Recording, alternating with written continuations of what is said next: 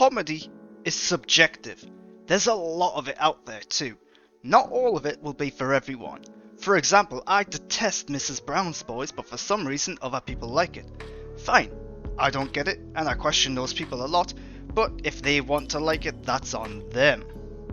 There are a lot of great comedy TV shows out there, some of which get major recognition from both awards and the audience. Others, however, don't get the acclaim and attention they deserve. Or they come and go and eventually get forgotten about amongst the crowd of classics out there.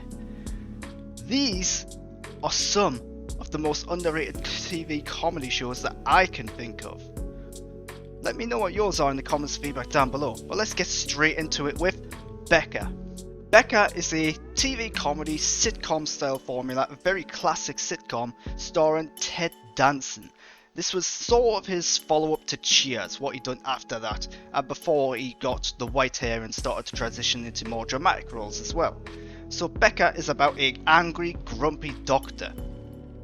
Yeah, not the most original setup ever, and it's not the most original or funniest show ever either. I'm not going out here saying this is a great comedy you have to check out, but it is a good one. It does have its moments, it's got some likeable characters, it's got some fun setups, and Ted Danson's great in it. It is worth saying though that in the later seasons, there was a bit of a revamp, a bit of a shake-up on the casting front, and that changed things a bit, and not for the good, I don't think. It never dropped a huge amount in quality, but certain characters left, certain characters were introduced, and it wasn't quite the same. Bottom. So Bottom is a UK sitcom from the 90s starring Rick Mayall and Ed Edrinson. And, full disclosure, it's my favourite comedy of all time. I absolutely love Bottom. But it's not going to be for everyone. This is a rude, crude, violent comedy show. My granddad once said that it's just about two guys who love beating each other up, and he wasn't wrong. So Bottom stars two individuals in their 30s or 40s who are single, sharing a flat, and well, things aren't great for them. The flat is a bit of a mess, their life is a bit of a mess, and they're very interested in finding women. And yeah, not the most original thing ever in terms of its basic idea, but they do go places. This is outlandish, it's funny, it's rude, it's crude like I've already said, and every episode of this show is set primarily in this one apartment. There's I think one or two episodes that go outside the apartment. It then spun off into stage shows, and they even got a movie, Guest House Paradiso. These two are comedy legends. Rick Mayall sadly has passed away, may him rest in peace, absolute legend that he was. They were in Filthy Rich and Cat Flap before this, they were famously in The Young Ones. Like I said, they went on to do a couple of movies and stage plays. Bottom is a fantastic show that I think, because it targeted a certain type of comedy, never got the acclaim or attention it really deserved. And I would say, if you are a big fan of Bottom, really check out the stage plays, because they are just more Bottom, just in a different format. Trolleyed. So Trolleyed is another one of those that's not the greatest thing ever. I wouldn't necessarily recommend it, but it's also not bad if you're looking for something just to pass the time, something to have a nice homely kind of comedy show that you can watch in the background. Trolleyed is that. It's a supermarket set TV show about the people who work in a supermarket. Now the problem with Trolleyed is that throughout its run it kept changing its cast. Certain cast members only stick around for one season, some of them last a few seasons. Halfway through the show, they'd completely changed who the main character was. The main character in the first half of the show is the assistant manager. The main character in the second half of the show's run was the manager, because the assistant manager left. So Trolleyed is a likable enough show. It does go into some rude, crude places at times, but for the most part it is a homely show as well. There's a lot of good comedic moments and setups and a lot of good physical comedy in there. When it comes to the actual jokes and stuff, not the most original thing ever. The cast, however, is good from beginning to end. They have a good lineup of characters throughout its run, and they try to mix it up all the time. The ones that stick around are usually the better ones.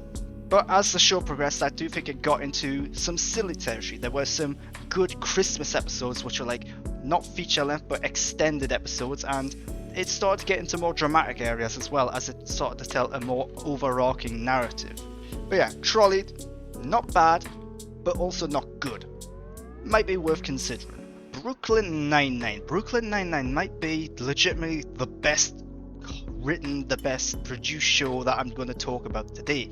It's a fantastic comedy, great cast, great characters. It did get awards attention early on in its run, particularly for the performance by Andre Braugher, the new gay captain who comes in to take over the regime of this police station in New York. It's silly, it's fun, it doesn't take itself too seriously at times. There are some great moments of levity throughout this show. There are some great character bonds, some recurring jokes. It's very well made. It's also very fast paced, so if you don't like one joke, guess what? The next one's coming along in 10 seconds and you're probably like that one. In recent years, I would say that Netflix has also helped bolster it, and from clips on YouTube and TikTok and stuff where certain jokes have become memes and moments outside of the show itself. Do not sleep on Brooklyn Nine-Nine. It's legitimately one of the best comedies in recent years. It just didn't get that attention. Freaks and Geeks. So Freaks and Geeks only had one season. It's a comedy drama, so be aware of that. Every episode's 45 minutes long. There are only 22 episodes, I believe. What's most notable about Freaks and Geeks is who's in it. Linda Cardellini, James Franco, Seth Rogen. There's a huge name in this show, a huge amount of names in this show. It's made names out of pretty much everyone who's in it.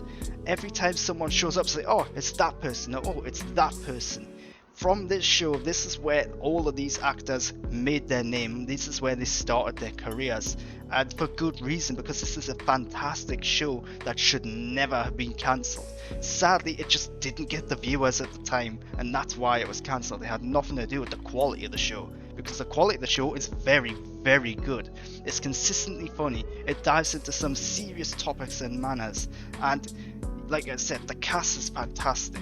Vice Principals. So Vice Principals is a Danny McBride show. So Danny McBride does Eastbound and Down, currently doing The Righteous Gemstones. Danny McBride has a very specific type of comedy, and if you do not vibe with that comedy, you will not like Vice Principals. Vice Principals is the shortest of the shows that he done. It only had 2 seasons because that's the story they wanted to tell. It wasn't cancelled, they just told the story. It's about 2 vice principals who are vying for the principal position in their school, and they will do anything they can to get there, involving some really outlandish stuff, some things that you would never expect. This is another one of those rude, crude, violent comedies, only this time it's much more grounded, much more realistic in its depiction compared to like Bottom that I mentioned earlier. Danny McBride is good in this show, but it's Walton Goggins who I think steals the show here as his rival vice principal.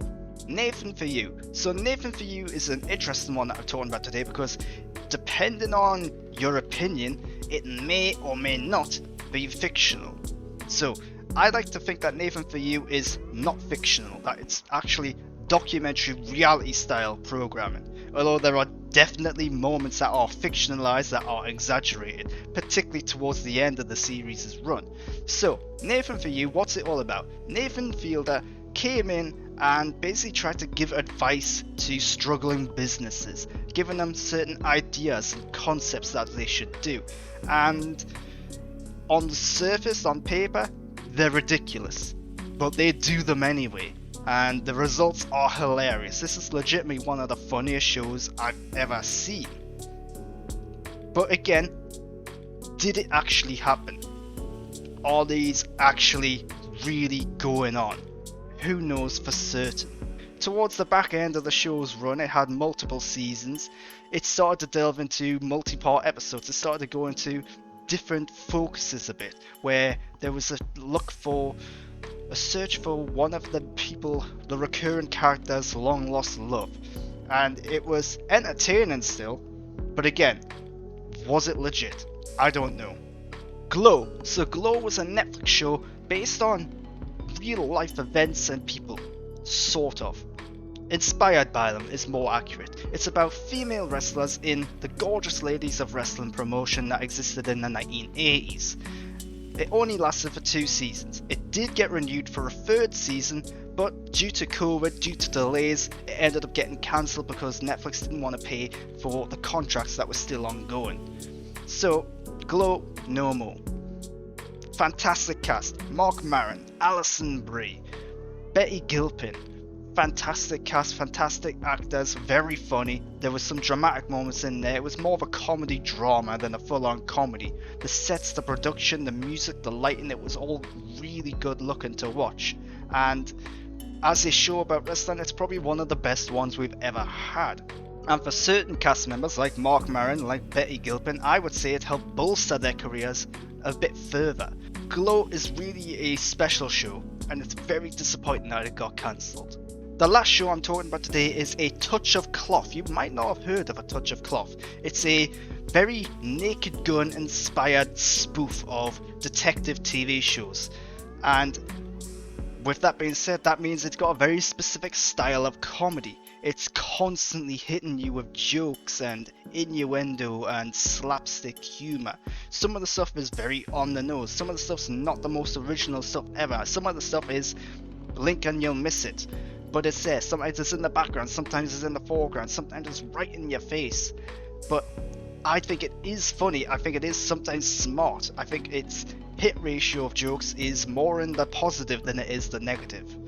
The cast is pretty good as well. The lead character, played by John Hannah, is a very dour, serious detective, but he's also a bit of an idiot. He's very much in the vein of some of the classic detective noir characters you would see. It's also from Charlie Brooker. Charlie Brooker has since went on to make a name for himself primarily for Black Mirror. This is what he'd done before that. But a lot of the cast members are playing against type. You've got a lot of serious dramatic actors who are playing their roles as if they are serious and dramatic, but they're saying and doing some very silly, really just hilarious things. But as the show progressed, it continued to get more and more silly, more and more outlandish. I didn't particularly like the way it ended because it just kind of lost touch with reality altogether. And those, I think, are the most underrated comedies ever. They're not some of the best ever, although in some of them I think they are. They're not always the worst shows ever either. They're just good, fun comedy shows. Ones that didn't necessarily get the awards attention, ones that didn't necessarily get the audience. Let me know what you think are some of the most underrated comedy shows ever made in the comments and feedback down below. Subscribe to this channel for more content like this, and follow me on Twitter or X, Instagram, and everywhere else at _Graham Burton. Until next time though, thanks for watching.